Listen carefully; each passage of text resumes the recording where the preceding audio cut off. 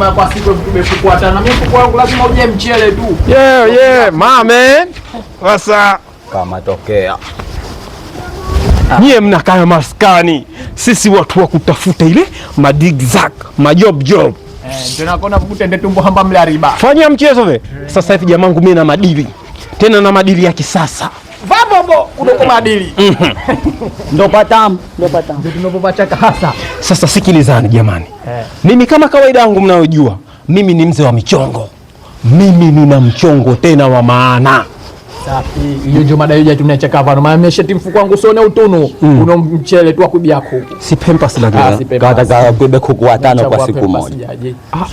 Kwanza mimi napenda tunikipata kula la deki mama muuza leo atasherekea kabisa.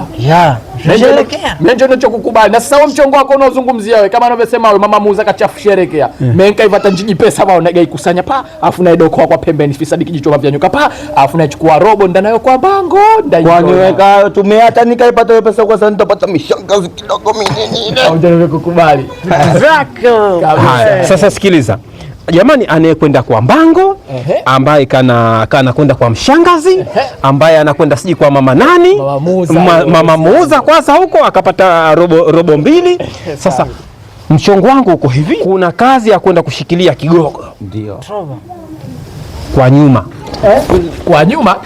Wewe fisadi kijicho vya nyoka kweli ngamlevika shit huku kwa teje kidogo kwa nyuma wewe mbeba wewe.